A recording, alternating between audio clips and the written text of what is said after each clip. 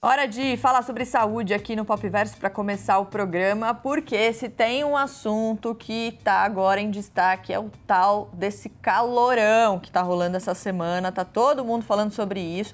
Tudo bem que já era papo de elevador mesmo antes do calor acontecer, agora mais ainda. Só que assim, a gente está na última semana de inverno, aí você pensa, tá, mas não devia estar frio?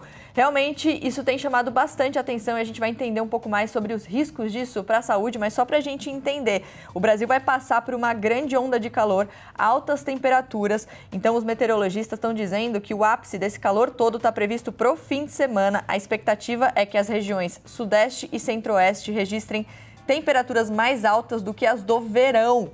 No Centro-Oeste pode chegar a 43 graus. Aqui em São Paulo, na cidade de São Paulo, a temperatura pode bater recorde, ficando perto ou acima de 40 graus no interior, na capital entre 37 e 39 graus. A gente tem, inclusive, a maior temperatura registrada oficialmente até hoje no Brasil foi de 44,8 graus em Nova Maringá, no Mato Grosso, mas isso em novembro de 2020. Tudo bem que a gente está falando de um tempo bem recente, né? A subida dos termômetros ainda no inverno, então, levanta algumas preocupações de especialistas, principalmente na área da saúde. É sobre isso que a gente vai falar aqui agora com a cardiologista e médica do esporte do HCOR, a doutora Cristina Milagre. A doutora está aqui conectada com a gente. Doutora, só se fala nesse calor. Então, eu queria já começar te perguntando, porque quando está um calor como esse, muitas vezes a gente fica assim, vou trabalhar, entro no escritório com ar-condicionado, mas aí eu saio para almoçar e aí parece que eu entrei ali numa sauna, aquele bafo vem na nossa cara do calor da rua. Essa troca de temperaturas durante o dia, né? Entra no ar-condicionado, aí vai para a rua, entra no ônibus para voltar para casa. Qual é o risco disso para a saúde? Tem como a gente se proteger? Oi, Mari. Pois é, a gente fica colocando o nosso corpo em situações muito diversas, né? E isso gera um desequilíbrio, uma vez que quando você chega num ambiente muito quente, você tem alterações de pressão que podem baixar a temperatura muito quente, abaixa a pressão, e isso leva a uma sensação ruim, de mal-estar, de cansaço. E quando você entra no frio, então você fica ali com o seu corpo com situações diversas. E as pessoas que têm problemas de saúde, elas vão ter mais sensibilidade para essas mudanças de temperatura. Por isso que é muito importante todos esses cuidados nessa fase de tanto calor que a gente está passando esses dias e ainda vai passar. Então quem tem algum problema de saúde já precisa tomar mais cuidado. Doutora, tem um negócio chamado falência do sistema de termorregulação do corpo, para a gente explicar aqui para quem está assistindo. E aí a gente tem uma arte para mostrar quais são os sintomas desse negócio aqui, com esse nome difícil que você vai explicar para a gente. Olha lá, sintomas: confusão mental, desorientação, perda de consciência e, se a gente falar de sintomas mais graves, coma e até óbito. O que é essa tal de falência do sistema de termorregulação do corpo, doutora? O corpo, ele tem uma temperatura que varia entre 36,5 e 37,5. Então, ele é todo programado para esse equilíbrio. À medida que a temperatura ambiente aumenta, o corpo vai aumentar a temperatura e a gente tem os mecanismos de termorregulação.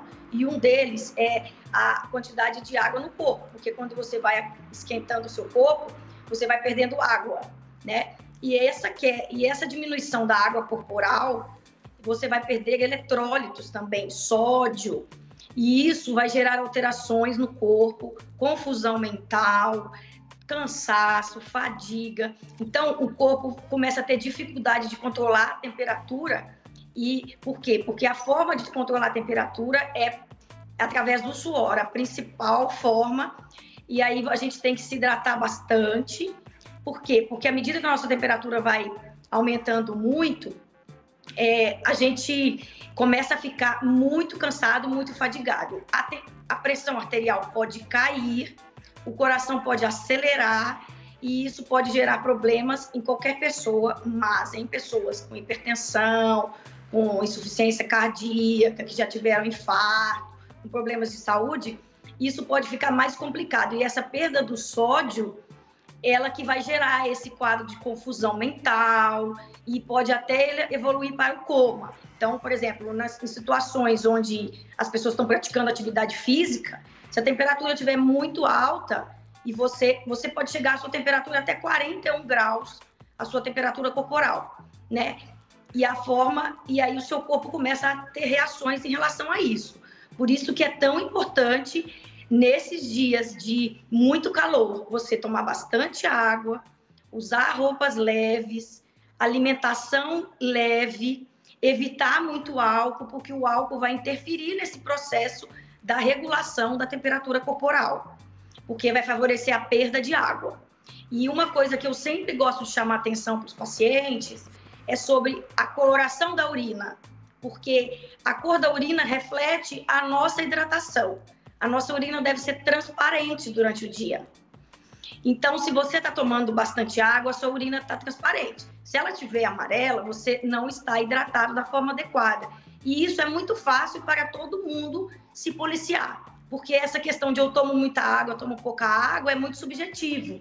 Então, é muito importante, nesses dias, e as pessoas mais idosas, com doença, e as crianças são mais suscetíveis a essas alterações.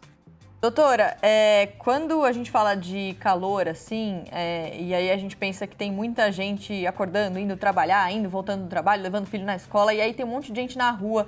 Eu já presenciei, por exemplo, uma situação de uma pessoa passando mal, e aí, às vezes, as pessoas que estão ali na rua não são médicas, então a gente não sabe muito bem como agir nessa hora.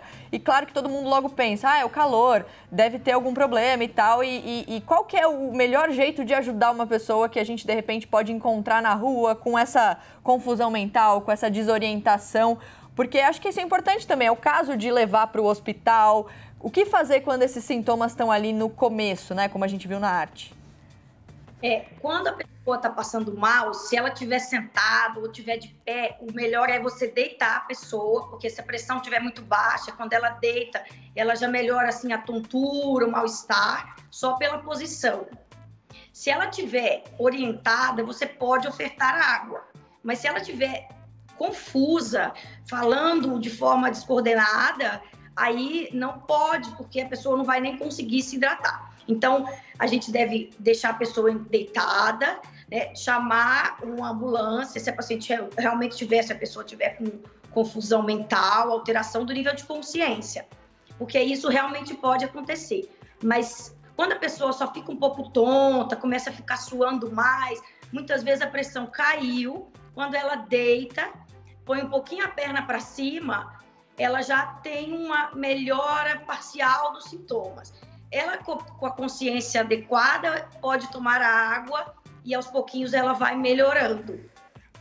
Isso é super importante, porque eu aqui pensando já daria água para a pessoa, porque a gente imagina que é falta de hidratação. Por isso que é importante saber qual é o limite ali, né? Quando levar para o hospital, quando tomar alguma medida não necessariamente tão extrema, isso é super importante. Doutora, você falou sobre atividade física, né? É importante fazer atividade física nesses dias de muito calor, ou no começo, ou no final do dia, usar roupas leves. Então, vamos colocar aqui na tela, só para resumir essas dicas para os próximos dias, porque a gente está falando de uma onda de calor que vem preocupando bastante os médicos em relação à saúde das pessoas. Então, cuidados em dias quentes, manter a hidratação. A doutora deu a dica ali de olhar a cor da urina. Na hora de urinar, a urina precisa ser transparente durante o dia, senão você não está se hidratando do melhor jeito. Usar roupas leves também e atividade física no começo ou no fim do dia, porque atividade física ali na hora do almoço, né, doutora? Isso pode ser bastante perigoso.